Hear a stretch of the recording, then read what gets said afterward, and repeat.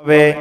আল্লাহ তাবারক ওয়া তাআলা বলেন, দুনিয়ার মানুষ রে, মায়ের পেট থেকে তুমি যেদিন দুনিয়াতে আসো, হায় রে আল্লাহ, কি তোমার মায়ের কষ্ট, কি তোমার মায়ের ব্যথা। যেদিন তুমি দুনিয়াতে আসবে, যেদিন তুমি দুনিয়াতে জন্ম নিলি, সেই দিন তোমার মা কত কষ্ট পেয়েছে, তোমার মার কত কষ্ট হয়েছে, তোমার মাকে জিজ্ঞাসা করো। যখন এক একটা বাচ্চা হওয়ার ব্যথা আসতো, যখন দরদ আসতো, ব্যথা আসতো, আল্লাহ সামাদ, তোমার মা এটাই মনে করতো, আল্লাহর বাঁচবো না, আমি মরে যাব।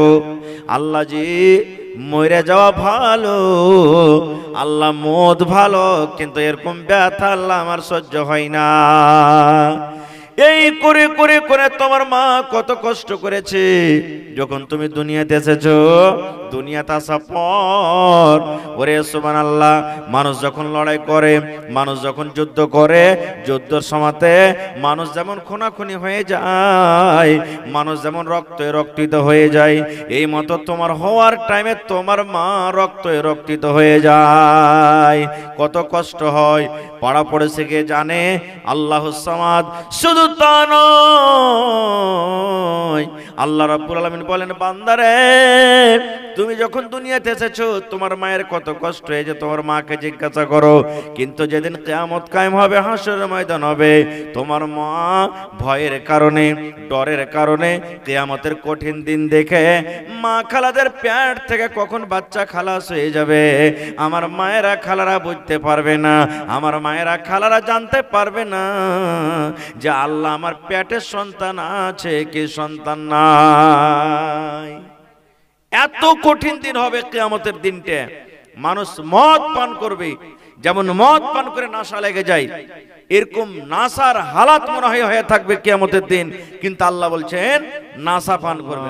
আলাইহি ওয়াসাল্লাম, মান বানা লিল্লাহি মসজিদান বানাল্লাহু লাহু বাইতান ফিল জান্নাহ।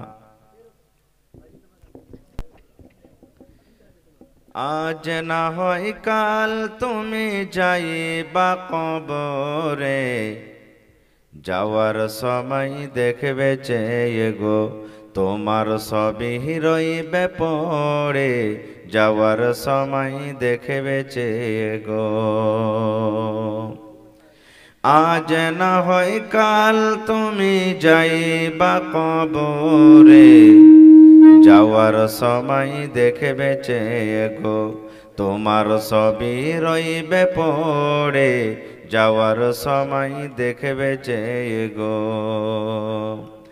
দাদা গেল, নানা গেল, কেউ এলো না ফিরে, কবরে যাইতে হবে গো ভাইজান, অন্ধকার কবরে, কবরে যাইতে হবে গো। ঘর করলা, বাড়ি করলা, চলো গাড়ি করে, হঠাৎ আজরাইল সামনে খাড়া গো, চলো অন্ধকার কবরে, হঠাৎ আজরাইল সামনে খাড়া গো। আজরাইল বলবেন, আর দেরি নাই, চলো তাড়া করে, কোনো কথা শুনিবে না গো, নিবে কলিজাটা ছিঁড়ে, কোনো কথা শুনিবে না গো।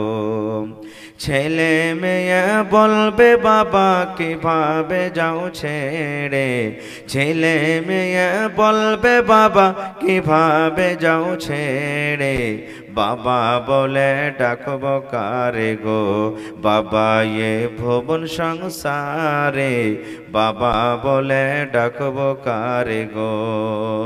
নারে তাকবীর। আজকে জলসার আমার যোগ্যতমায় শ্রদ্ধেয় সভাপতি সাহেব, উপস্থিত উলামায়ে কেরাম, সামনে বসে থাকা ইসলাম দরদি, দিন দরদি ভাই বাবাজিরা, পর্দানাসীন মায়েরা এবং খালারা, সমস্ত তারিফ ও গুণগান সেই মহান আল্লাহ তাবারাক ওয়া তাআলার জন্য, যে মহান আল্লাহ তাবারাক ওয়া তাআলা আজকে আমাদেরকে এই জামে মসজিদের জালসার পেন্ডালের তলাতে এত কনকনে ঠার শীতের রাত্রে নরম গরম বিছানাকে ত্যাগ করে পিন্ডালের তলাতে পোয়ালের ওপরে বসে কিছু বলার ও শোনার তৌফিক দিয়েছেন, তাই আমরা সে আল্লাহর প্রশংসা করি। সকলেই পড়েন আলহামদুলিল্লাহ। একটু জোর করে পড়েন আলহামদুলিল্লাহ।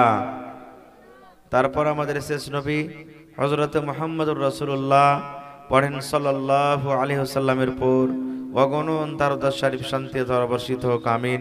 আল্লাহুম্মা সাল্লি আলাই আল্লাহুম্মা বারিক আলাই। भाई जरा दाढ़ हो भाई सामने चले सेन माइक मैन मैक ठीक कीजिए ना हो, आवाज थोड़ा बढ़ाइए यार, ये भों के ठीक कीजिए। बॉक्स को बहुत नजदीक में रखे हैं इसलिए आवाज ऐसा हो रहा है, दूर में रखना चाहिए था बॉक्स आपको। तो बंधुगण इधर थोड़ा घुमाइए, फिर किधर कर दिया आप, इधर अगर आवाज नहीं आएगी तो अच्छा नहीं लगेगा। যারা ওখানে আছেন ভাই চলে এসেন, এদিকে বসে যান, সিধে দাঁড়িয়ে থাকেন না, চলে এসেন এদিকে। ভাই আমার আজকে মসজিদের জালসা, আপনাদের সামনে 10-15 মিনিট কিছু কোরআন হাদিসের কথা রাখবো, তারপর ইনশাআল্লাহ আমি মসজিদের উন্নতি কল্পে কিছু কথা রাখবো। আজকে আপনারা এত কষ্ট করে বসে আছেন বাড়ি ঘর নরম গরম বিছানাকে ত্যাগ করে, আজকে আপনাদের ফজিলতের একটা কথা বলবো, একটা হাদিসের কথা বলবো আপনাদের সামনে, যে আপনারা এত কষ্ট করে যে বসে আছেন বাড়ি ঘর নরম গরম বিছানাকে ত্যাগ করে, তো আপনাদের ফজিলত কি, আল্লাহ তাবারাক ওয়া তাআলার কাছে কত আপনারা আছেন, আল্লাহর কতটুক পেয়ারা বান্দা আপনারা। আল্লাহ রাসূল বলেছেন যে আজকে এই জমিনের উপরে আমরা মানুষ গুনাহগার পাপী, নিজের গুনাহ মাফ করার জন্য আমরা 5 লাখ 3 লাখ 4 লক্ষ টাকা খরচ করে হজ করতে যাই, নাকি হজ করতে যাই কি যাই না। তারপরে গ্রামে গ্রামে মসজিদ আছে, মসজিদে আমরা 5 ওয়াক্তের নামাজ আদায় করি, শক্তি হিসাবে তওবা ইস্তেগফার যা যে পারছি আমরা করছি। তো আল্লাহ তাবারাক ওয়া তাআলা জমিনের উপরে একটা ঘর তৈরি করেছেন যার তওয়াফ করতে হয়, যে ঘরে তওয়াফ করতে গেলে আল্লাহর নবী বলেছেন যে পৃথিবীতে যার হজ কবুল হয়ে যাবে, হজ্জে মাবরুর যাকে বলা হয়েছে, তার কোনো ইনাম নাই, তার কোনো বদলা নাই, তার কোনো নেকি নাই জান্নাত ছাড়া। আল্লাহ রাসূল বলেছেন একটা লোক হজ করতে গেল, ওর যদি হজ আল্লাহর কাছে কবুল হয়ে যায়, যেদিন মায়ের পেট থেকে বাচ্চা জন্ম নেয় গুনাহ খাতা থাকে না, আমার মাওলানা বসে আছেন জিজ্ঞাসা করবেন, ওই মতোই তারা মক্কা থেকে ঘুরে আসে যদি হজ কবুল হয়ে যায়। তাহলে এই মতো আল্লাহ তাবারাক ওয়া তাআলা একটা ঘর বানালছেন আসমানের উপরে, যেমন জমিন একটা ঘর, তো আসমানের উপরে একটা ঘর আছে, ওই ঘরটার নাম হলো বাইতে মামুর। ঘরটার নাম কি? বাইতে মামুর। ওইখানে ফেরেশতারা তওয়াফ করে, ফেরেশতারা ইবাদত করে, ওখানে মানুষ যায় না কেউ। কাবা শরীফে মানুষেরা তওয়াফ করে, আর আসমানের উপরে যেটা আছে ওটা ফেরেশতারা তওয়াফ করে। এইবারে একদিনে কত করে ফেরেশতা ওখানে তওয়াফ করেন জানেন? কত টাকার ইবাদত করেন? সুবহানাল্লাহ, ৭৭,০০০ করে ফেরেশতা। কত ফেরেশতা? ৭৭,০০০ করে ফেরেশতা ওই বাইতে মামুরের তওয়াফ করেন। এবার আল্লাহ রাসূল বলেছেন, উম্মত একদিন যে ফেরেশতা তওয়াফ করে চলে গেলেন আজকে ৭৭ বছর, কিয়ামত পর্যন্ত আর দ্বিতীয়বার আর চান্স আসবে না, বাড়ি আসবে না। সুবহানাল্লাহ পড়েন। এত আল্লাহর ফেরেশতা আছেন যে আজকে যে ফেরেশতা তওয়াফ করে চলে গেলেন, কিয়ামত পর্যন্ত ওই ফেরেশতাকে বাড়ি আর আসবে না। এবার বুঝে দেখেন আল্লাহর ফেরেশতা কত আছেন, কত আল্লাহর ফেরেশতা আছেন। প্রত্যেক ফেরেশতাকে আল্লাহ আলাদা আলাদা কাজে রাখিয়ে রেখেছেন। যেমন মানুষের জানকে কবজ করেন, ওই ফেরেশতার নাম কি বলেন তো? আপনারা বলেন। এদিকে একটু ঘোরানো যে ভাই, এদিকে ঘোরাও, বক্সের এদিকে ঘোরাও। যে মানুষ জান কবজ করে ওর নাম হলো মালাকুল মউত, যাকে আমরা আজরাইল বলি। আল্লাহকে মালিক বানিয়ে রেখেছেন যে তুমি মানুষের জান কবজ করবে। আল্লাহ তাবারাক ওয়া তাআলা বাদালের ফেরেশতা রেখেছেন আলাদা। আল্লাহ রাব্বুল আলামিন কিয়ামত হবে, সূর ফুঁকবেন, ইসরাফিল আলাইহিস সালামকে লাগিয়ে রেখেছেন। নবীদের কাছে ওহী আসবেন, জিবরিল ফেরেশতাকে রেখেছেন। সুবহানাল্লাহ। এই মতো আমার আপনার কাছে তো ফেরেশতা আছে, এটা বিশ্বাস আছে না নাই? এখন আমার আপনার কাছে ফেরেশতা আছে, ওই ফেরেশতার কাজ কি? যে ভালো মন্দ লিখবে। আমি আপনি কি করব? ওরা কিন্তু নোট লেখ করতে আছে, সব সময়তে থাকবে। আর এরা চেঞ্জ হয়, বদলা বদলি হয়। আসরে যখন টাইম হয়ে গেল, যে ফেরেশতারা এখন আছেন এরা চলে যাবেন, আর ফজরের টাইমে ফের আসবেন। আর ফজরের টাইমে যারা আসবেন, সুবহানাল্লাহ, ওরা আসর পর্যন্ত থাকবে। এরকম ভাবে বদলা করতে থাকে। আজকে বড় বড় দোকান, বড় বড় ব্যাংক, বড় বড় কাপড়ের দোকান বা আরো অন্য কোনো ধরনের দোকান আপনারা দেখবেন, ওই দোকানে যেন লোকেরা চুরি না করতে পারে তো সিসিটিভি ক্যামেরা লাগা আছে। আছে না নাই? হানা বলেন ভাই, আছে না নাই? সিসিটিভি ক্যামেরা লাগা আছে। এবার বলেন, ওই দোকানটাতে যখন কেউ ঢুকবে তখন কেউ চুরি করবে সাহস করে? চুরি করবে ভাই? চুরি করবে না। কেন? যদি চুরি করি ধরা পড়ে যাব। কারণ ম্যানেজার, ব্যাংক ম্যানেজার, দোকানদার ভিতর থেকে দেখছে যে আমার দোকান থেকে কে কোন জিনিসটা চুরি করছে। সুবহানাল্লাহ।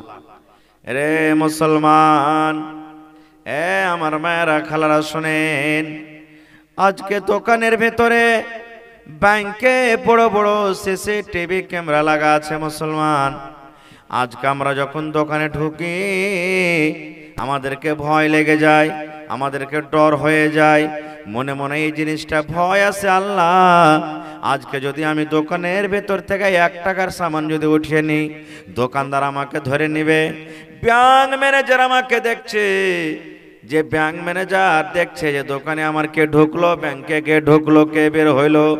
আপনি ভয়ের কারণে চুরি করবেন না। এরে মুসলমান, মৃত্যু পর্যন্ত আল্লাহ রাব্বুল আলামিন আমার কাছে সিসিটিভি ক্যামেরা লাগিয়ে রেখেছেন, আপনার কাছে রেখেছেন 2 ফেরেশতা। আল্লাহুস সামাদ, 2টা করে ফেরেশতা যে আমাকে আপনাকে আল্লাহ রাব্বুল আলামিন দিয়েছেন। এরা হলো সিসি ক্যামেরা, আমার কাছে থাকে সব সময়, আপনার কাছে সব সময় থাকে। রে মুসলমান, আল্লাহর নবী বলেছেন, উম্মত, সিসিটিভি ক্যামেরা দেখে যেমন তুমি ভয় করো, আল্লাহকে দেখে তুমি ভয় করো। কারণ তোমার জীবনের আমল নোট হতে আছে। রে উম্মত, তুমি নেকি করছো লিখতে আছে, গুনাহ করছো তোমার লিখতে আছে। জীবনে তুমি যা করছো তা তোমার লিখতে আছে। দিনের মধ্যে কয়বার তুমি সুবহানাল্লাহ পড়েছো, দিনের মধ্যে কয়বার আলহামদুলিল্লাহ পড়েছো, দিনে কতটি টাকা তুমি দান করেছো, দিনের ভিতরে কয় ওয়াক্ত নামাজ তুমি পড়েছো, দিনের ভিতরে কতটি মিথ্যা কথা বলেছো, দিনের মধ্যে কতটি তুমি ঝোট কথা বলেছো, দিনের মধ্যে কতটি তুমি গীবাত করেছো। ওরে আমার মুসলমান উম্মত, আল্লাহ রাসূল বলেছেন, উম্মত রে, এই ফেরেশতারা তোমার কাছে সব সমাজে থাকছে, থাকবে। আর এরা লিখতে আছে, লিখতে আছে। এই জিনিসটাকে আমল বলা হয়। যেদিন কিয়ামত কায়েম হবে, হাসরের ময়দান হবে, ওই কিয়ামতের দিন তোমার সামনে তোমার আমলকে আল্লাহ রাব্বুল আলামিন পেশ করবেন। আর আল্লাহ বলবেন, উম্মত, আল্লাহ রাসূল বলেছেন, উম্মত, আল্লাহ রাব্বুল আলামিন কিয়ামতের দিন আপনার আমলটাকে দিবেন। কিভাবে দিবেন? আজকে আমার মাথাতে টুপি আছে, গায়ে জামা আছে, পায়জামা আছে, আপনার মাথাতে টুপি আছে, মফলার আছে। আল্লাহ রাসূল বলেছেন, উম্মত রে, যেদিন কিয়ামত কায়েম হয়ে যাবে, হাসরের ময়দান হবে, উম্মত, ওই কিয়ামতের দিন যেমন মায়ের পেট থেকে উলঙ্গ হয়ে এসেছে, মার পেট থেকে যেদিন জন্ম হলে সেদিন কোনো পরনে কাপড় ছিল না, আমাদের পরনে কোনো রকমের প্যান্ট ছিল না, লুঙ্গি ছিল না, পায়জামা ছিল না, প্যান্ট ছিল না, উলঙ্গ হয়ে দুনিয়াতে এসেছি। এই মতো নবী বলেছেন, উম্মত রে, আল্লাহর সামনে যেদিন কিয়ামত হবে আমাদেরকে দাঁড় হইতে হবে। উম্মত, ওই দিন মাথাতে কোনো কাপড় থাকবে না, শরীরে কোনো রকম জামা কাপড় থাকবে না। যেমন উলঙ্গ হয়ে মায়ের পেট থেকে এসেছিলাম, ওই মতো উলঙ্গ হয়ে আল্লাহর সামনে আমাদেরকে দাঁড়াইতে হবে। বেটা ছেলে হোক কিংবা বেটি ছেলে হোক, নর হোক কিংবা নারী হোক, আল্লাহর সামনে উলঙ্গ হয়ে আমাদেরকে দাঁড় হইতে হবে। যখন এই কথাটা শোনা, আল্লাহ নবীর স্ত্রী মা আয়েশা রাদিয়াল্লাহু তাআলা আনহা কাঁদতে লাগলেন, চোখ দিয়ে ঝরঝর করে পানি ঝরতে লাগলো। এ আমার মায়েরা খালারা শুনেন, যখন নবী বললেন আল্লাহর সামনে নর হোক কিংবা নারী হোক, বেটা ছেলে হোক কিংবা বেটি ছেলে হোক, আল্লাহর সামনে উলঙ্গ হয়ে দাঁড় হইতে হবে, এই কথাটা শুনে আল্লাহ নবীর স্ত্রী মা আয়েশা রাদিয়াল্লাহু তাআলা আনহা কাঁদতে লাগলেন, চোখ দিয়ে পানি ঝরতে লাগলো। লজ্জার কারণে মুখখানটা ঘুরিয়ে নিলেন, আর ঘুরিয়ে নেওয়ার পর বলছেন, আল্লাহ নবী গো, কেমন কথা বলছেন গো নবীজি, কিয়ামতের দিন নর নারীরা সব উলঙ্গ হয়ে থাকবে, বেটা ছেলে বেটি ছেলে সব উলঙ্গ হয়ে থাকবে। বড় লজ্জার ব্যাপার।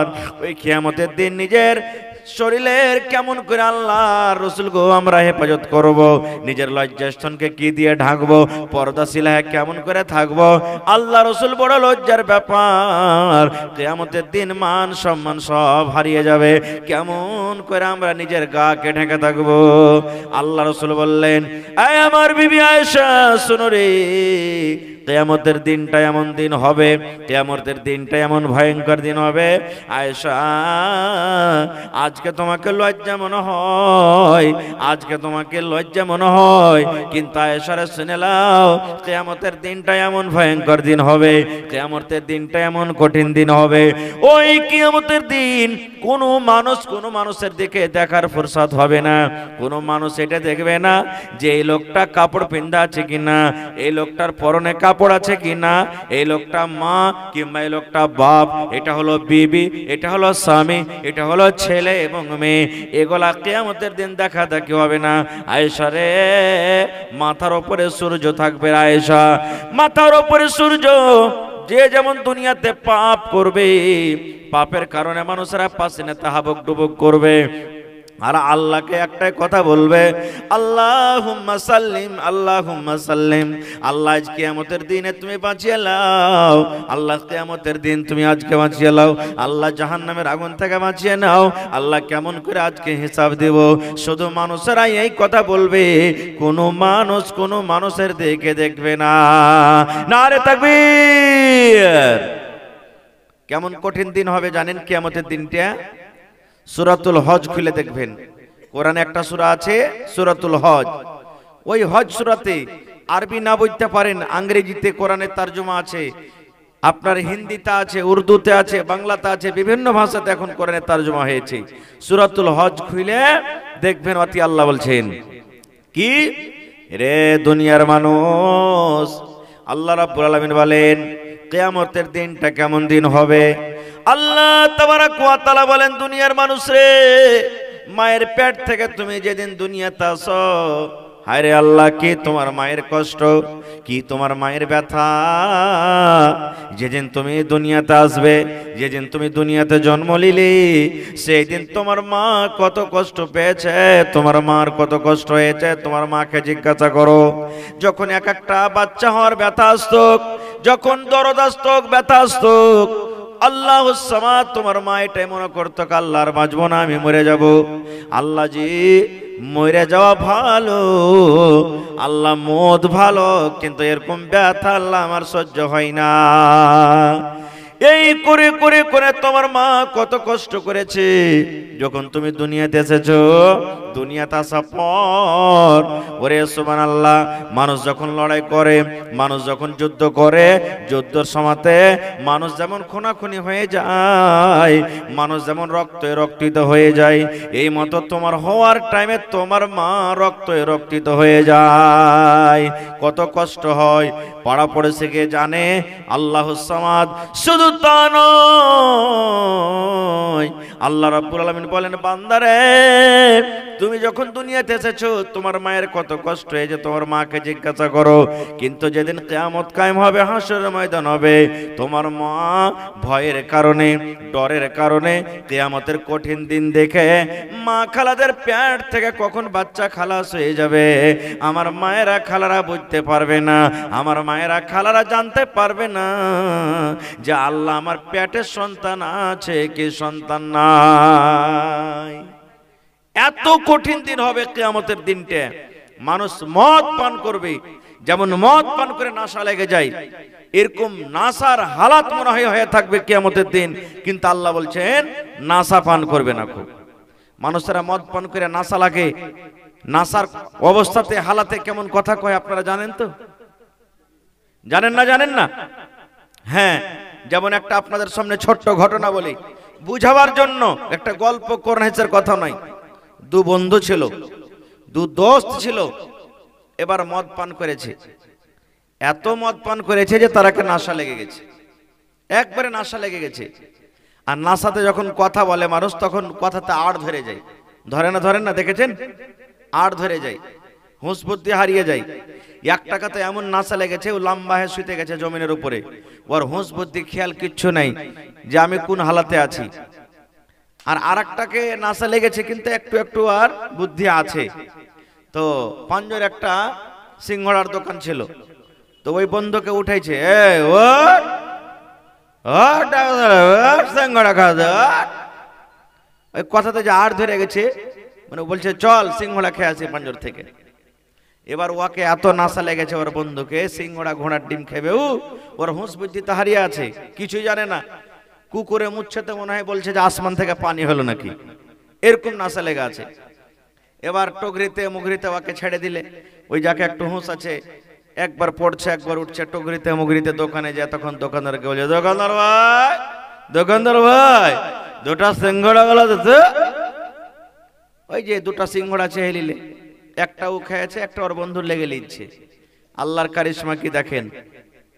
এবার হাঁটতে হাঁটতে যদি যাইছে, নাসার হালাতে বুঝতে পারে না যে মুখ কোন দিকে আছে। বাতাস বেহেছে ভাই, বাতাসে লুঙ্গি একবারে নিচে গেট ফাঁকা হয়ে ওপর গেট বন্ধ হয়ে গেছে। ই মনে করছে যে বুঝিনি এটাই ওর মুখ, ওখানে যে সিঙ্গড়া খাওয়াইছে। কহেন ওই গেটে কি সিঙ্গড়া খাইবে রে ভাই? যেখান দিয়ে সিঙ্গড়া বার হবে ওখানে কি সিঙ্গড়া খাইবে? আর ই বুঝে না খ্যাপা যে কোন দিকে গেট আছে।